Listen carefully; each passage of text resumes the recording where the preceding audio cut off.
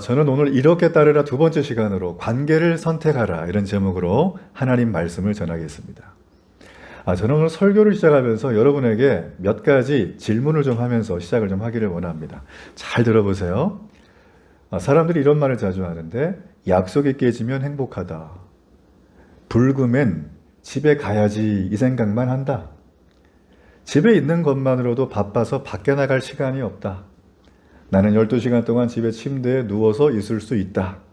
자, 이런 여러 가지 질문들에 여러분은 과연 몇 개가 해당이 되십니까? 이 네 개 중에? 저한테 굳이 표현을 하지 마세요. 속으로 생각하세요. 자, 이게 뭐냐면 인터넷에 떠돌고 있는 집돌이, 집순이 테스트의 항목들입니다. 요즘에 뭐 혼밥이라든지, 그죠? 혼자 놀기, 혼자 여행 가기, 이런 게 일상을 즐기는 문화들이 굉장히 흔해지고 있지만, 사실은 그 이면을 들여다보면 고독한 사회의 그림자, 그러니까 사회적인 연결망이 많이 결여되어 있는 이 시대의 모습을 어찌 보면 우리가 느낄 수 있는 상황이라는 거죠. 자, 지난 3월입니다. 행정안전부에서 발표한 우리나라의 1인 가구가 드디어 1000만 세대를 넘었습니다. 인구 비율로 볼 때 41.8%나 되는 엄청난 비율입니다. 보통 한 가정에 2.2명 정도가 산다 그래요. 한 세대 중에. 굉장히 많은 사람들이 홀로 사는 가구가 된 게 지금 한국의 현실입니다. 보편적이라는 거죠. 그리고 특별히 그 중에서 2030 젊은 층들은 타인과 어울리는 것을 굉장히 불편해하면서 가능하면 혼자 있는 시간을 유지하고 싶어 합니다. 여러분, 그런데 이런 통계도 있지만 이와 반대가 되는 통계도 있어요. 몇 년 전입니다. 2030 세대를 대상으로 해서 한 설문을 했는데 10명 중에 6명 정도의 사람이 이런 답변을 했어요. 혼자 있는 게 편하긴 한데 고독함을 느낀다. 참 많이 공감이 가죠? 이들이 왜 이런 대답을 했냐면 우리 주변은 거의 뭐 무한 경쟁의 끝판왕이라고 해도 과언이 아닙니다. 우리 24시간 쉬지 못하잖아요. 계속 뭔가를 새롭게 해야 돼요. 또 그걸 하고 있는데 누군가 나를 잘 알아주질 않아요. 타인에 대한 무관심이 팽배합니다. 또 우리가 오프라인 관계보다는 온라인 관계 중심으로 만나죠. 뭐 러닝크루라든지 만나면 이름도 몰라요. 얼굴만 보고 한 번 하고 헤어지는 거예요. 저는 그게 옳고 그름의 문제는 아니고 이 시대의 문화가 만남이라고 하는 것들을 굉장히 다양하게 만들고 있다는 거예요. 저는 그게 어떤 결말을 맺을까 앞으로 좀 예의주시하고 있습니다. 그래서 이런 사회적인 분위기 때문에 혼자 있는 게 편한데 고독함을 느끼고 허무하고 외롭다는 거예요. 여러분, 이거는 나이를 드신 분들, 뭐 사별하셨거나 홀로 계시거나 하는 분들도 사실은 원치 않게 동일하게 느끼는 감정이라는 겁니다. 지난 2018년 영국은 이 외로움이라고 하는 것을 사회적인 전염병으로 정의를 했어요. 그래서 내각에서 회의를 해서 외로움을 담당하는 장관을 임명했습니다. 이 얘기는 뭘까요? 국가적 차원에서 이 외로움의 문제를 대응하겠다는 겁니다. 우리나라도 영국처럼 아마 이런 고독감이나 허무함, 이 외로움들을 국가적인 차원에서 뭔가 준비를 하고 함께 해야 되지 않을까 하는 생각을 저도 해보게 됩니다. 자, 그렇다면 세상은 이렇게 돌아가는데 영원불변한 하나님의 말씀인 성경은 이 부분에 대해서 무엇이라고 말하느냐라는 것입니다. 여러분, 성경은 하나님께서 세상을 창조하신 다음에 이런 말을 하셨어요. 보시기에 좋았더라. 그죠? 창세기를 열면 이게 자꾸 나와요. 저는 이 말씀 볼 때 얼마나 좋은지 몰라요. 와, 하나님이 너무 흐뭇해하시고 좋아하시는구나. 이 피조된 세계를. 근데 그 중에 하나 보면서 언짢아하신 게 있어요. 그게 뭐냐면 아담이 혼자 있는 거를 힘들어 하셨어요.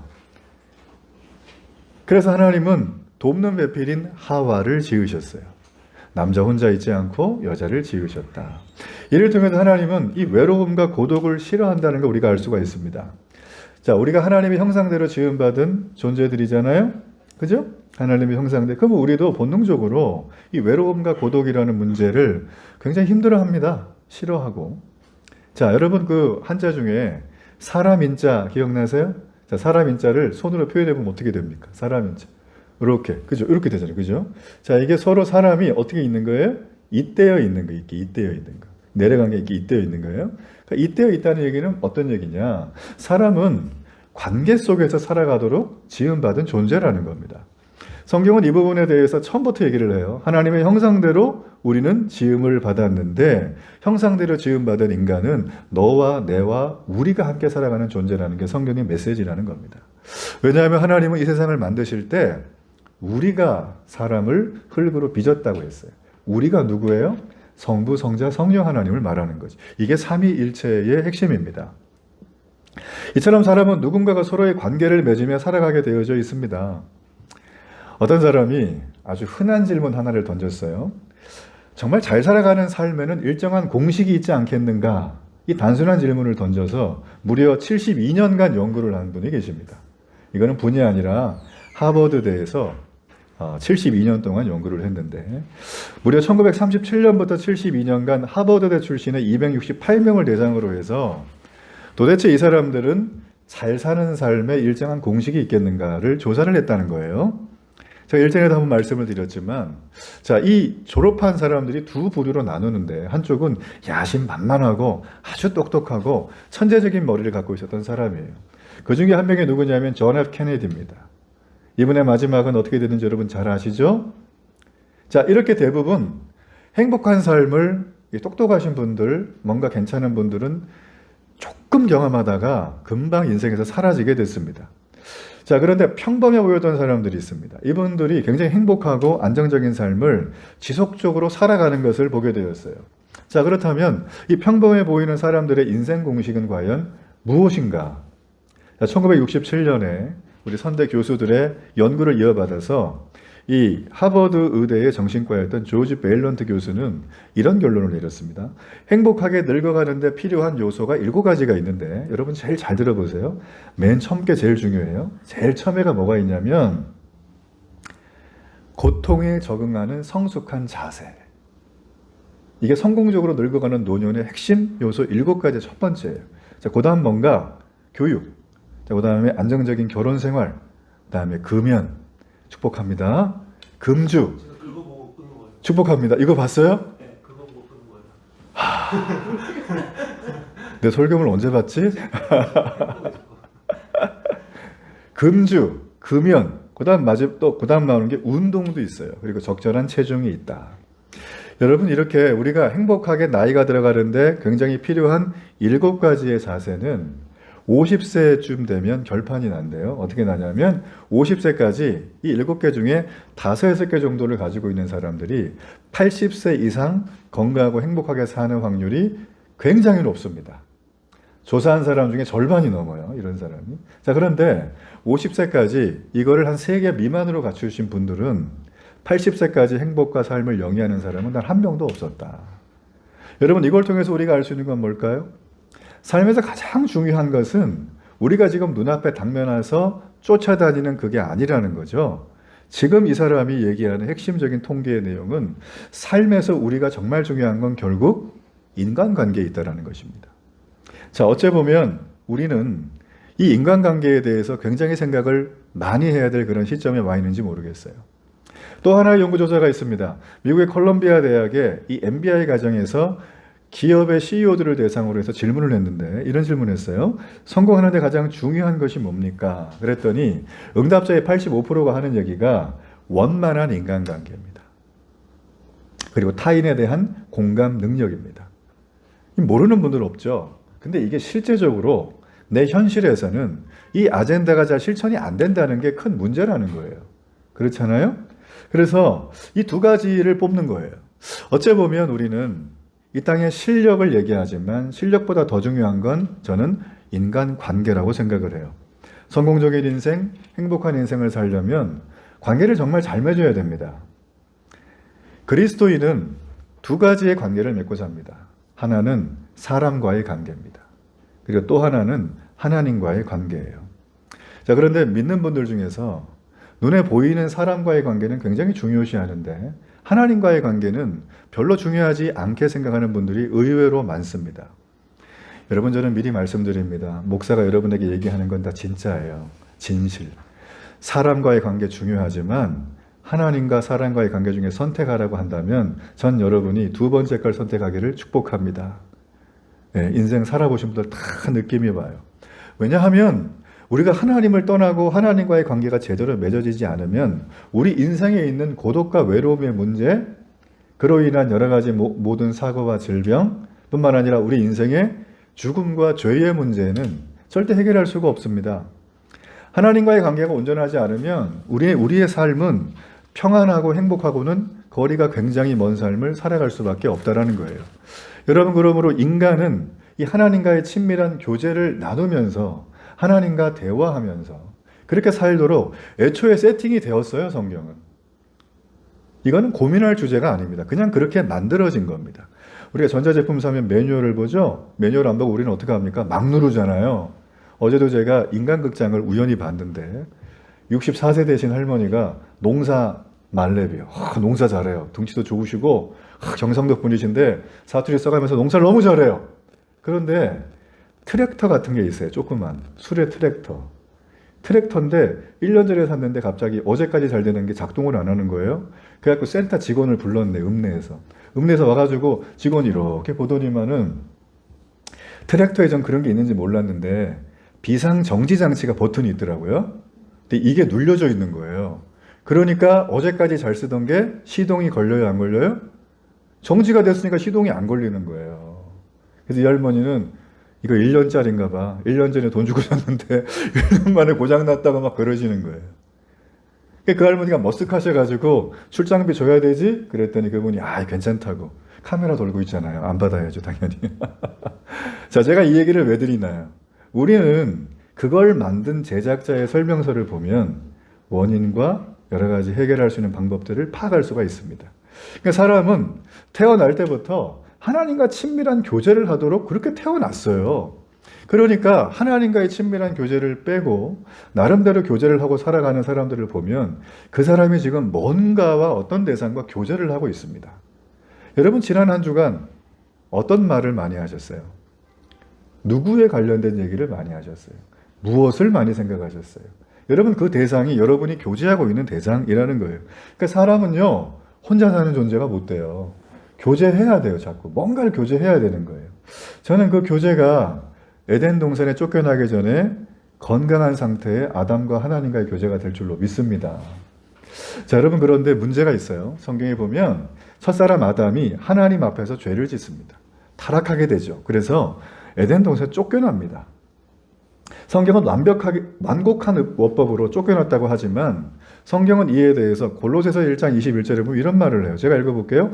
전에 악한 행실로 멀리 떠나 마음으로 원수가 되었던 너희를 이라는 거예요. 자, 하나님과의 관계가 어떻게 됐습니까? 왼수. 그죠? 죄를 짓는다는 건 무엇인가? 죄인이 된다는 건 무엇인가? 너 형무소 가야 돼, 교도소 가, 이게 아니라 하나님과의 관계가 단절되고 하나님과 원수의 관계가 된다는 것입니다. 그래서 아담의 후손으로 태어나는 모든 사람들은 한 사람도 예외 없이 하나님을 떠났고 하나님과 원수가 되었어요. 자, 여러분, 그럼 그 증거가 있겠죠? 자, 그 증거가 무엇일까? 하나님이 세상을 창조하시면서 우리가 이렇게 이 땅을 살아가고 있는데 우리 주변에 보면 하나님이 없다고 하는 분들이 의외로 있습니다. 그리고 하나님을 적극적으로 대적하는 분들이 있습니다. 그리고 자신의 인생은 내가 주인이라고 생각하면서 살아가는 분들이 의외로 많습니다. 굉장히 많죠. 여러분, 그래서 우리는 그걸 바라볼 때마다 하나님 없어도 나는 사는데 지장 없어 라고 하는 분들이 정말 많아요.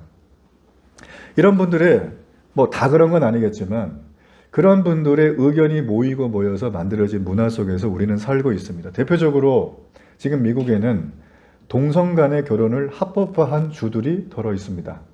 유럽에서도 어떤 나라들은 이걸 했고 또 법에 또 계류 중에 있죠. 그러니까 이겁니다. 결혼을 하기 위해서는 남자와 여자가 만나서 서로 이성 간의 한 몸이 되는 게 사실은 상식적이고 또 전통적이고 관습적이라고 하죠.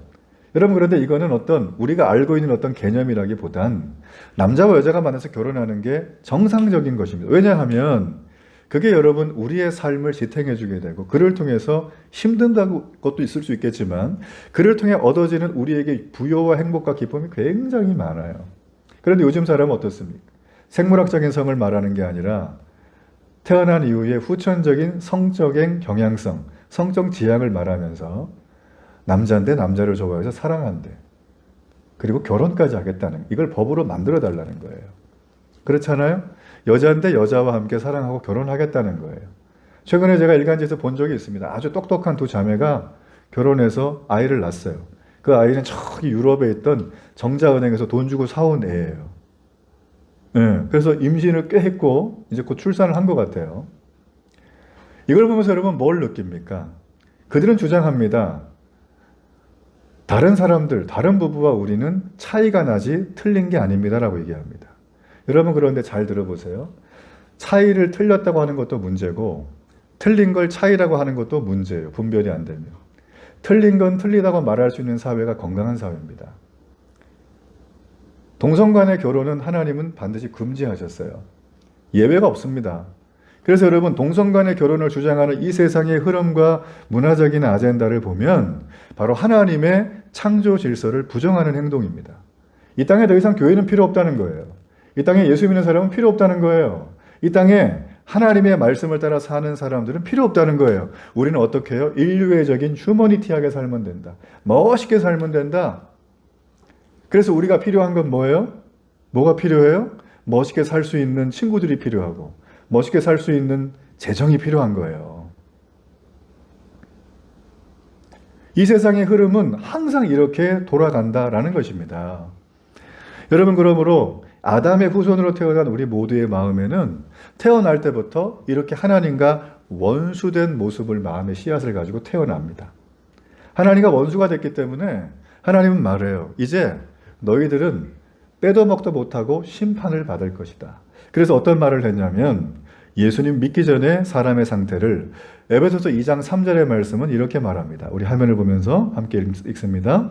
전에는 우리도 다 그 가운데서 우리 육체의 욕심을 따라 지내며 육체와 마음에 원하는 것을 하여 다른 이들과 같이 본질상 진노의 자녀이었더라. 자, 아담의 후손인 우리들은 태어날 때부터 아이고 착해, 아이고 멋있어 이거예요? 아닙니다. 우리는 본질상 진노의 자녀입니다. 다른 말로 하나님과 원수를 맺고 태어났습니다. 하나님이 좋아하는 거 우리는 하나도 안 좋아합니다. 내가 좋아하는 거 하나님께 강요합니다. 안 준다고 떼씁니다. 그게 바로 이 땅을 살아가는 우리들의 모습이라는 것입니다. 요즘 기후위기가 기후재앙이라는 말로 바뀌고 있습니다. 이미 과학자들은 몇 년 전부터 지구의 온도가 1.5도가 되면 지구는 생태 복원 능력을 잃을 것이다. 쉽게 말해 볼게요. 사계절이 사라질 가능성이 높고요. 온도가 올라가게 되면 우리 삶에 여러 가지 필요한 것들이 급격하게 바뀝니다. 예를 들어서 농작물의 변화가 있어요. 대한민국에서 포도가 나죠? 사과가 납니다. 그죠? 그죠? 근데 20, 30년 후면 사과는 책에서만 본다는 거예요. 우리 애들은. 이게 지금 엄연한 현실이라는 거죠. 이걸 누구도 지금 막을 수가 없습니다.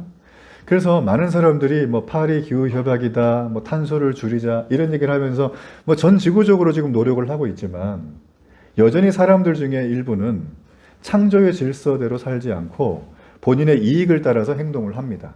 그냥 버리죠. 막 쓰죠. 나름대로 뭐 한다고 하지만 안 볼 때 대충 넘기죠. 여러분 그게 어떤 모습입니까? 원수된 사람은 우리의 지정의가 이미 오염돼 있어요. 그러니까 바른 걸 바라보면서 바르다고 말할 수가 없고 옳은 걸 향해서 걸어갈 힘과 의지가 혁혁하게 부족해요. 생각은 하지만 안 되는 거예요. 여러분 그게 뭐냐면 죄의 오염성입니다. 깨끗한 물에 검은색 잉크 하나 떨어뜨리면 그 물 먹을 수 있습니까? 절대 못 먹습니다. 색깔도 변할 뿐더러 완전히 이상하게 되는 거예요.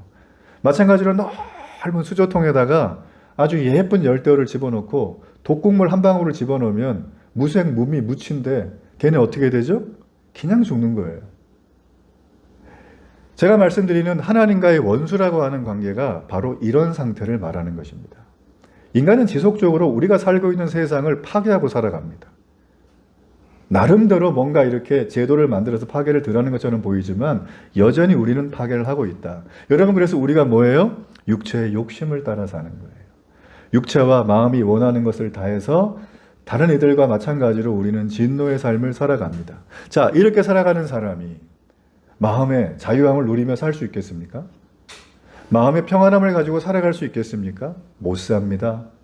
친한 사람과 서로 의의가 달라져 가지고 원수만 돼도 사는 게 얼마나 불편합니까? 근데 이 땅을 만드신 하나님과 원수가 된 관계로 살아간다는 거 절대 가능하지 않습니다. 사람들은 이걸 너무나 쉽게 생각을 한다는 거예요. 성경을 볼까요? 성경에 보면 아담과 하와가 등장하죠.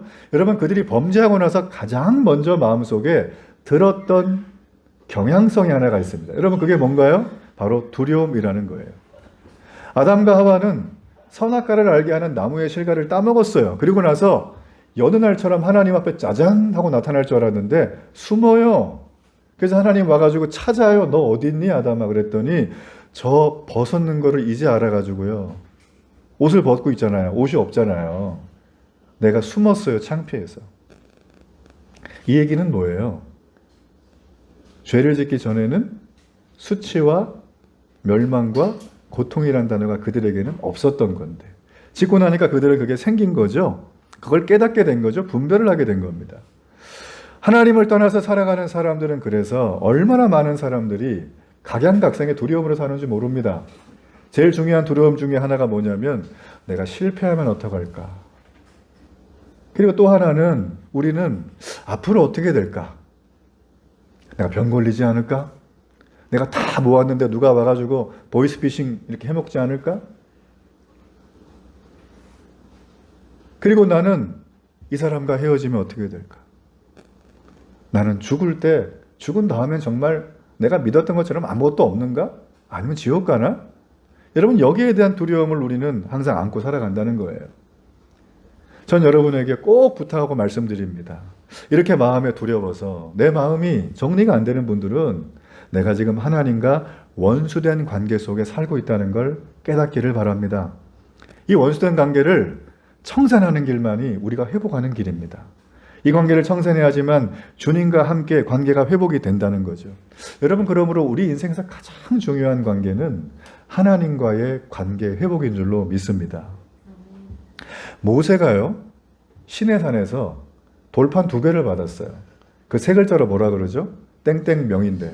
그렇죠. 자, 돌판 2개에 1계명부터 4계명까지 받았던 게 있습니다. 그게 뭐냐면 하나님에 관한 계명이에요.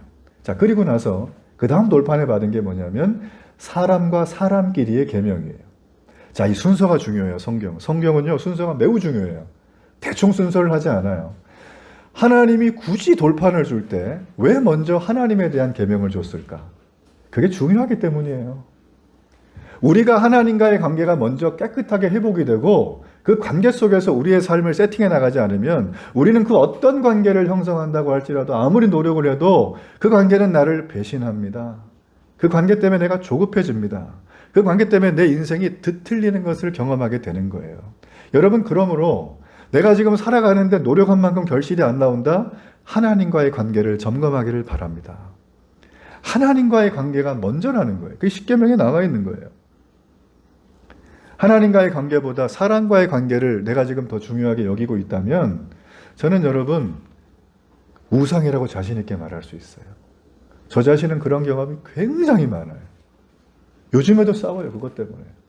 저를 위해서도 기도해 주시고 여러분 스스로도 그 관계 속에서 하나님 앞에 나가지 못하게 하는 그 무엇이 있다면 이 시간 잘못된 순서를 주의 은혜로 바로잡는 역사가 있기를 바랍니다.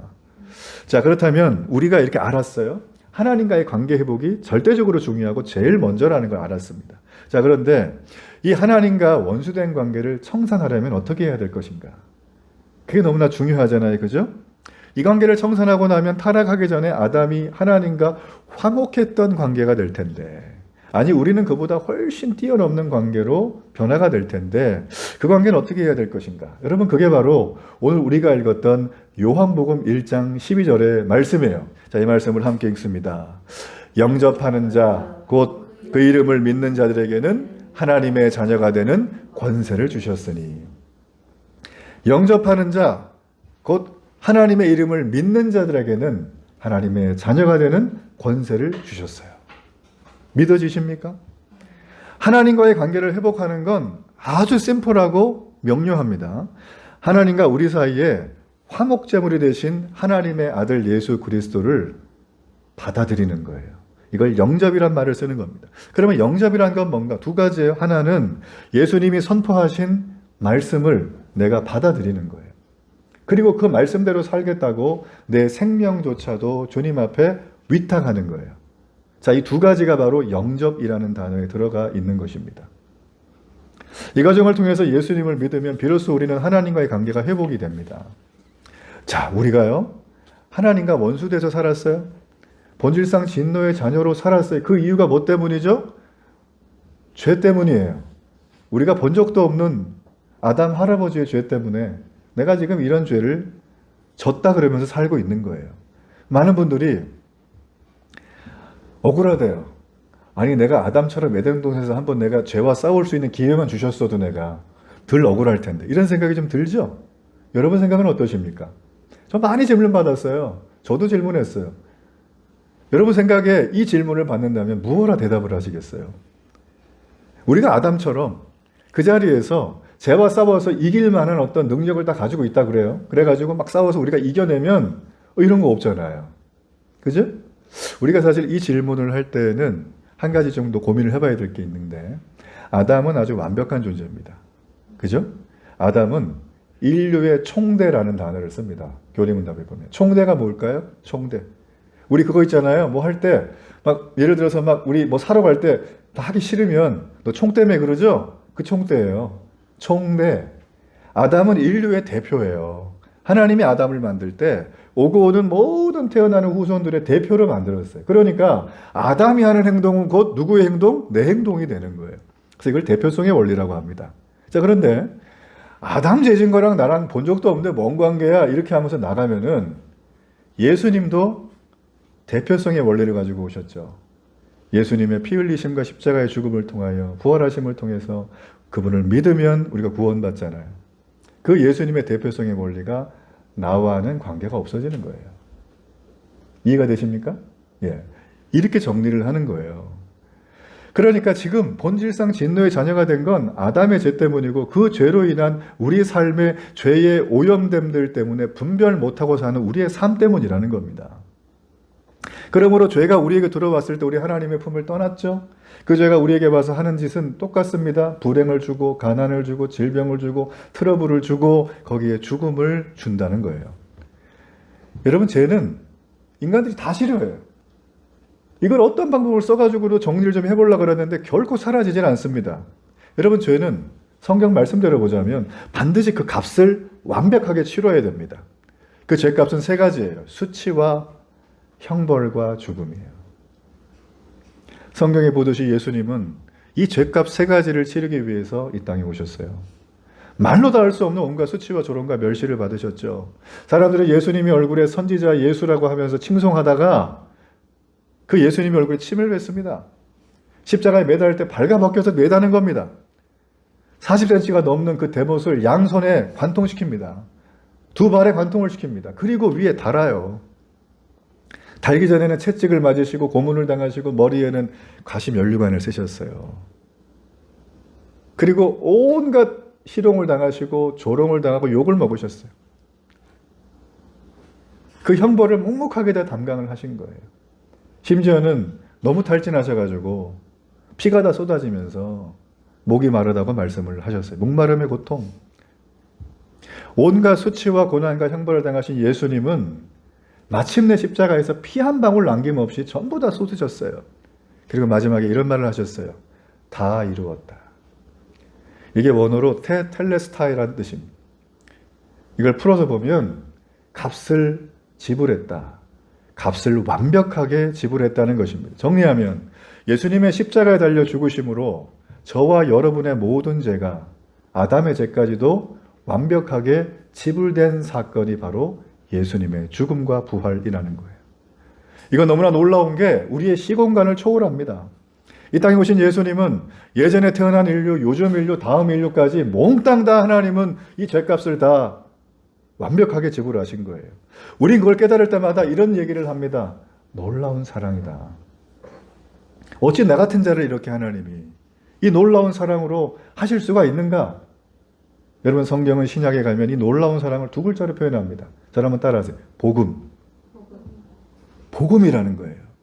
그게 기쁜 소식이라는 거예요. 굿 뉴스라는 거예요.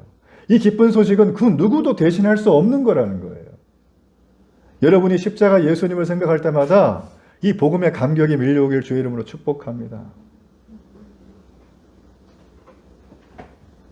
그래서 이 복음을 믿게 되면 우리에겐 하나님과의 관계가 회복이 되는 거예요.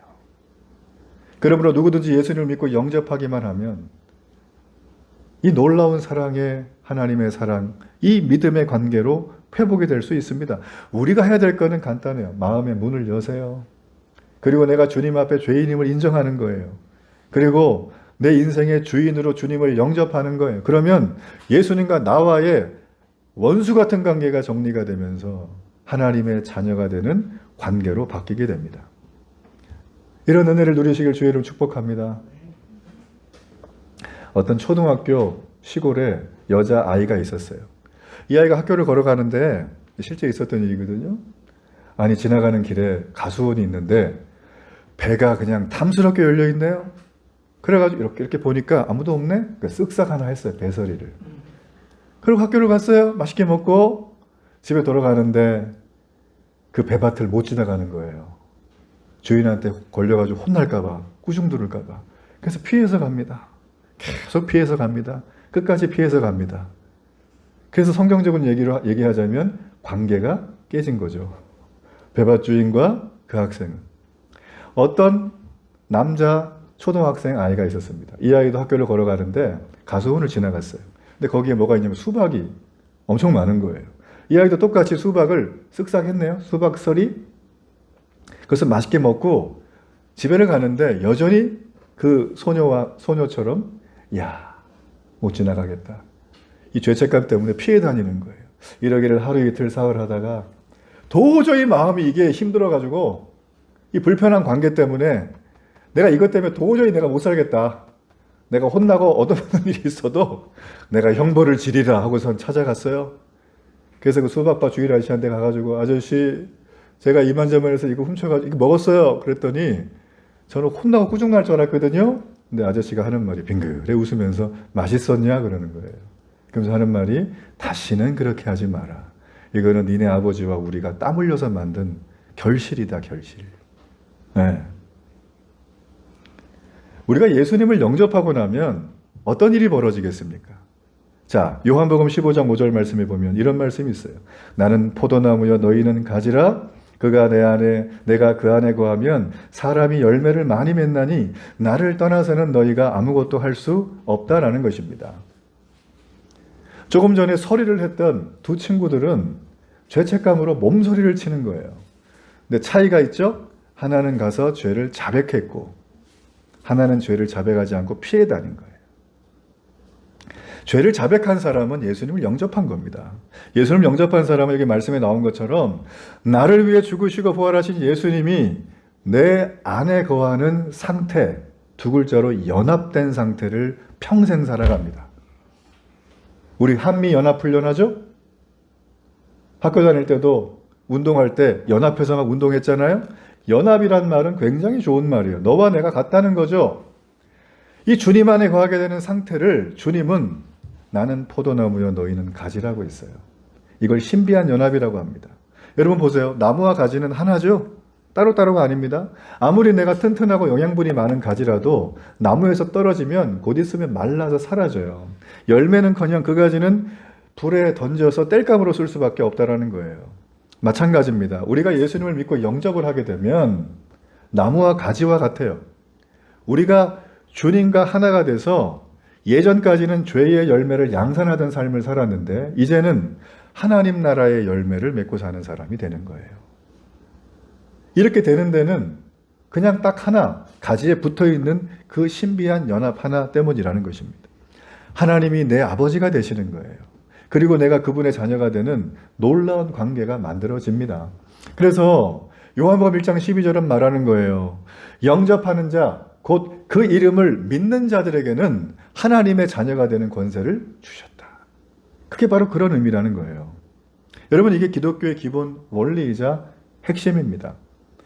어떤 수련을 통해서 어떤 고행을 통해서 나의 선한 삶을 통해서 여기에 이룰 수가 없습니다.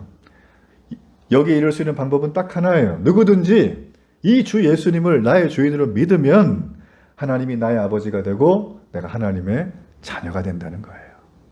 여러분 믿으시기를 주의를 축복합니다. 갈라디아서 4장 6절의 말씀 함께 한번 읽어보겠습니다. 너희가 아들이므로 하나님이 그 아들의 영을 우리 마음 가운데 보내사 아빠 아버지라 부르게 하셨느니라. 자, 이렇게 신비한 연합에 들어가게 되어지면 이제부터는 하나님을 부르는 호칭이 달라져요. 우리가 어떻게 다릅니까? 아빠 아버지, 아버지 아빠, 이걸로 바뀌는 거예요. 들을 때 굉장히 친밀하잖아요. 우리의 마음 깊은 곳에서부터 그 아빠에 대한 무한한 신뢰가 있습니다. 그분에 대한 존경이 있습니다. 그분에 대한 사랑이 있습니다. 이 아빠 아버지를 부를 수 있는 건 친밀함과 사랑을 경험한 사람만 할 수 있는 겁니다. 이미테이션 절대 안 됩니다. 이거는. 만일에 하나님을 향한 친밀함과 사랑이 없다면 성경이 아무리 이걸 얘기해놔도 우리는 부르기 어렵습니다. 제가 30대 아주 젊은 목사 시절에 목사님이 오늘 부르시더니만 가정사역을 좀 해봐라. 그래가지고 가정사역을 제가 뭘 하나 애들밖에 없는데 그랬더니 하는 얘기가 아버지 학교를 한번 해봐라. 어머니 학교도 할 거다. 아니 그러시냐고. 아버지 학교가 뭐냐고 그랬더니 저기 두란노 가면 양재에서 목회자 아버지 학교를 하는데 거기는 이제 목회자들과 선교사님들이 많이 오세요. 다 이제 목사들인 거죠. 소위 말하면. 갔습니다. 제가 제일 나이가 어려요. 한 7, 8명 한 팀이 됐는데 강의를 은혜롭게 들은 다음에 주제가 이제 아버지 학교니까 아버지에 대한 걸 배워요. 아버지는 누군가? 아버지는 뭘 해야 되는가? 성경적 아버지, 그리고 아내와의 관계 속에서 남편의 역할은 뭔가? 뭐 이런 걸 배우는 거예요. 저는 다 안다고 생각하고 갔어요. 그런데 갔는데 참 새로운 게 많았어요. 너무 은혜가 되고 좋았는데 그 중에 3주차 때로 제가 기억이 나는데 이 아빠 아버지 내용을 이제 다뤘어요. 이 말씀을. 이제 다들 이제 저보다 나이가 많으시고 70대 은퇴하신 분, 뭐 60대 뭐 이런 분들이세요. 그러니까 뭐 저 아들 같은 사람이죠. 그래서 이제 아빠 아버지 얘기를 할 때 저는 이제 저랑 아버지 관계를 제가 말씀을 다 드렸어요. 어릴 때 이만저만 했다. 그랬더니 옆에 계신 분들이 어떤 분은 표정이 완전히 굳어 있는 분이 계시고 어떤 분은 눈물을 흘리는 분도 계시고 어떤 분은 무념무상으로 가만히 계신 분도 계세요. 자기 차례가 됐는데 아무 말도 안 하시는 거예요. 그럼 왜 그런가 이분들이. 수십 년 설교를 엄청 많이 하셨을 건데 어떻게 아빠 아버지 얘기를 하는데 나처럼도 얘기를 못하나. 알고 봤더니만 이분들이 이 아버지, 아빠에 대한 기억이 거의 없는 거예요.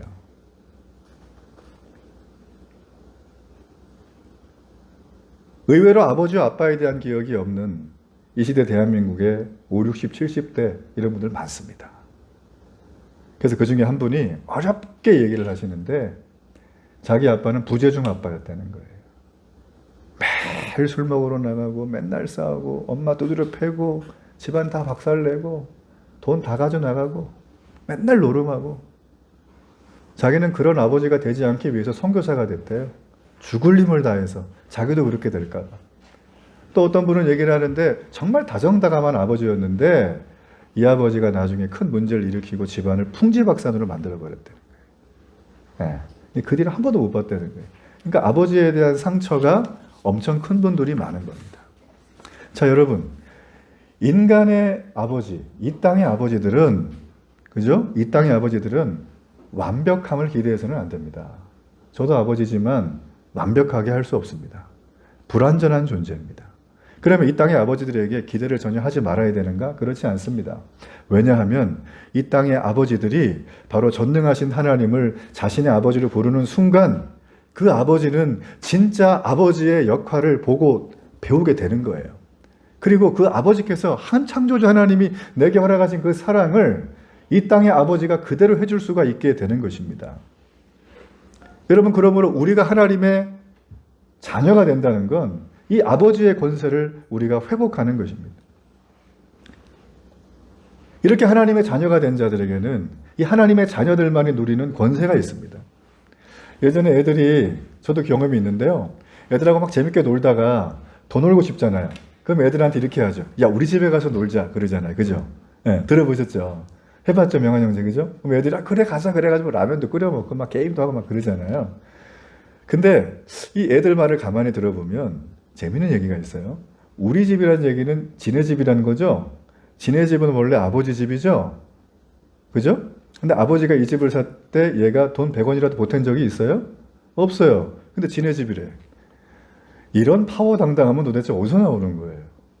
이유는 간단해요. 지가 자녀기 때문이에요. 자녀의 권세란 이겁니다. 100원짜리 하나 안 보탰는데 그 집 만드는데, 에? 태어나기도 전인데 그 아버지께 내 거라는 거예요. 이게 바로 자녀됨의 권세입니다. 그래서 세상의 권세 중에 권세는 뭐냐? 바로 하나님의 자녀됨의 권세인 줄로 믿습니다. 이보다 더 좋은 권세는 없어요. 여러분, 베드로에게 하나님이 실물 교육을 시켰어요. 베드로가 그랬어요. 베드로가 예수님한테 주는 그리스도시요 살아계신 하나님의 아들이십니다 그랬어요. 그랬더니 기특하셔가지고 베드로한테 천국 열쇠를 주겠다 그랬어요. 들어보셨죠? 천국 열쇠? 이 천국 열쇠를 딱 줬어요. 근데 여러분 생각을 해보세요.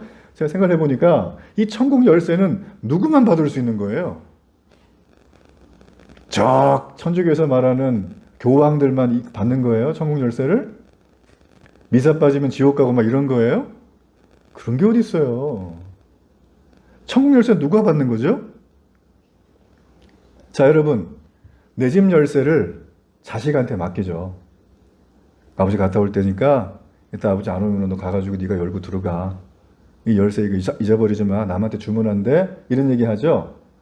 천국 열쇠는 아버지가 계신 곳이 천국의 집이잖아요. 그럼 아버지가 그 열쇠를 아들한테 맡기잖아요. 그럼 그 열쇠를 누구한테 맡길까요? 여기 계신 저와 여러분한테 맡기는 거예요. 집 열쇠를 주겠다는 건 하나님이 여러분을 자녀로 인정한 사건이라는 것입니다. 하나님의 자녀가 되면 뭐가 제일 좋을까요? 성경은 이거를 너무 많이 말을 하는데 그 중에 하나만 딱 얘기를 할까요? 그리고 마치겠습니다. 하나님의 자녀가 되면 정말 좋은 것 중에 하나가 무엇이냐면 바로 언제라도 하나님 앞에 나갈 수가 있어요. 투정도 부리고 필요한 것도 얘기하고 부족함도 얘기하고 오늘 가가지고 시험보다 컨닝하다 걸려가지고 혼났어요. 이런 얘기도 하고 내가 내일은 제 불편한 다리 있는 애 걔를 내가 도와줄 거예요. 그런 얘기도 하고 하나님 앞에 내 인생의 모든 얘기를 할 수 있는 겁니다. 이걸 다른 말로 하면 기도라고 합니다. 여러분, 기도는 많은 사람이 얘기하는 것처럼 불신자나 악한 사람이 와서 하나님 앞에 기도하는 거, 그건 기도가 아닙니다. 녹두리입니다. 기도는 자녀만 할 수 있는 거예요. 하나님의 자녀만 할 수 있습니다. 그래서 여러분, 기도를 하게 된 우리 자녀들의 특권을 마음껏 사용하기를 바랍니다. 내 인생이 좋을 때든 힘들 때든 하나님 앞에 나와서 그 얘기를 하는 거예요. 그러면 하늘 아버지가 이걸 들으시고 내게 가장 좋고 필요한 것들로 아주 최적화해가지고 우리에게 선물로 허락해 주십니다. 말씀의 결론이에요. 지금 이 세상에서 가장 중요한 관계를 여러분이 선택한다면 무엇을 선택하시겠습니까? 하나님과의 관계. 이 관계를 여러분 꼭 선택하는 영적으로 분별이 있고 안목이 있고 실력이 날마다 향상되는 은혜와 감격의 놀라운 시간 되기를 주의 이름으로 축복합니다.